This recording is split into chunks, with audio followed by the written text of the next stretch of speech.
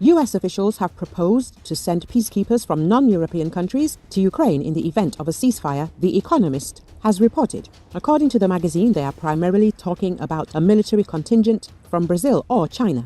US Vice President Vance said that the forces consisting only of Europeans would be less effective in deterrence, the publication's journalists noted. It is expected that these forces will be deployed along the ceasefire line to create a buffer zone. A contingent of peacekeepers from Brazil or China could complement the military personnel from European countries, including France. Earlier, the French authorities proposed a European mission that would remain far behind the front line. Thus, the military should provide support to Ukraine without necessarily being involved in possible future hostilities. However, it is well known that Russia opposes any deployment of foreign troops in Ukraine. Therefore, Donald Trump's administration will have to force Vladimir Putin to make concessions. The Economist concludes it is also expected that the UK, France, Germany and Poland will be among the countries that may send their peacekeepers to Ukraine. Besides, in January, Ukrainian President Volodymyr Zelenski was insisting on deploying US troops in the country as a possible security guarantor for Kiev. Europe could send a multi-brigade reassurance or deterrence force to Ukraine. The number is estimated at between 25,000 and 30,000 troops. The Washington Post reports this with reference to sources. It is noted that these troops, if they are sent to Ukraine, will not be deployed along the contact line, but will be ready for a show of force if the Russian army resumes hostilities.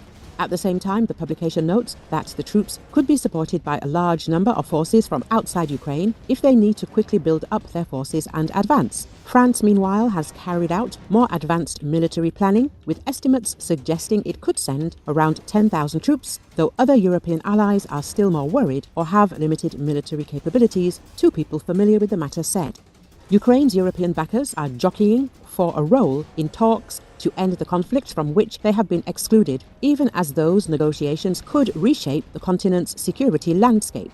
The prospect of sending troops into Ukraine is gaining traction among European leaders as the Trump administration moves quickly toward direct talks with Moscow, with US and Russian officials expected to meet in Saudi Arabia on Tuesday, the article says. The United States has ruled out sending its contingent to Ukraine. However, European officials say Trump has not ruled out the prospect of supporting European forces that could enter Ukrainian territory. Estonia is ready to send its troops to Ukraine as part of a post-war peacekeeping mission, together with other partners, said the country's foreign minister Markus Sakna. In addition, Sweden does not rule out sending its military to Ukraine as part of a post-war peacekeeping contingent. Earlier, British Prime Minister Keir Starmer said that London was ready to send troops to Ukraine if necessary to provide security guarantees. According to him, the UK is ready to play a leading role in accelerating work on security guarantees.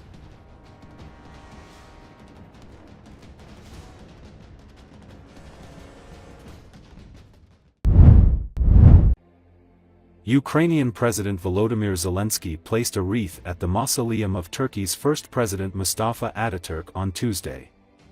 According to Associated Press, Zelensky arrived in Turkey's capital Ankara late on Monday, where he will meet with Turkish counterpart Recep Tayyip Erdogan.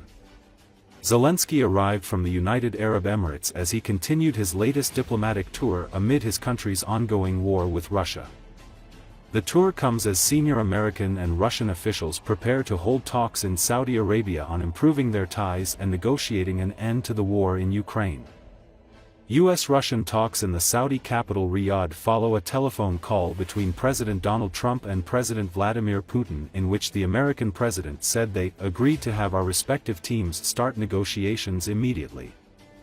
The call upended years of US policy, ending the isolation of Moscow over its February 24, 2022, invasion of Ukraine. After the call, Trump phoned Zelensky to inform him about their conversation. Trump on Sunday told reporters that Zelensky will be involved, but did not elaborate. The Ukrainian president said Monday his country had not been invited to the upcoming talks and won't accept the outcome if Kyiv doesn't take part.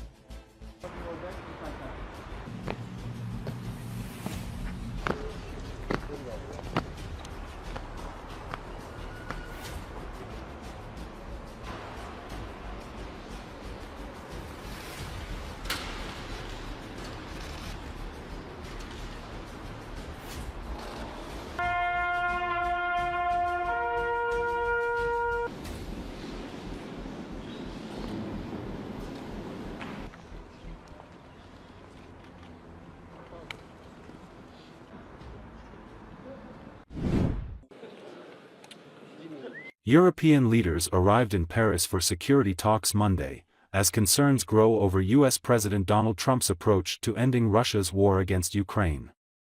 According to Associated Press, French President Emmanuel Macron had a phone call with Trump just as he was about to greet key European Union nations and the United Kingdom at the Élysée Palace on Monday for an emergency meeting on how to react to the U.S. diplomatic blitz on Ukraine, which left the once rock-solid partner as a potential political liability.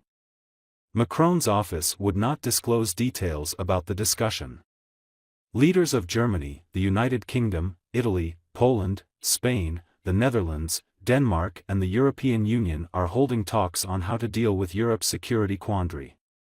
NATO Secretary-General Mark Rutte is also attending. French officials said no firm announcements are expected to emerge beyond a show of unity from European leaders. More talks are expected at the broader EU level, they said. Last week, top U.S. officials from the Trump administration made their first visit to Europe, leaving the impression that Washington was ready to embrace the Kremlin while it cold-shouldered many of its age-old European allies. Despite belligerent warnings for months ahead of Trump's re-election as U.S. president, EU leaders publicly ignored the ominous forebodings, hoping somehow that Trump would stand shoulder to shoulder with Europe while the continent would finally start to beef up its defenses and become less reliant on American firepower. But a flurry of speeches by Vice President J.D. Vance and Defense Secretary Pete Hegseth last week questioned both Europe's security commitments and its fundamental democratic principles. Macron said their stinging rebukes and threats of non-cooperation in the face of military danger felt like a shock to the system. The tipping point came when Trump decided to upend years of U.S. policy by holding talks with Russian President Vladimir Putin in hopes of ending the Russia-Ukraine war. Then, Trump's special envoy for Ukraine and Russia on Saturday all but ruled out the inclusion of other Europeans in any Ukraine peace talks.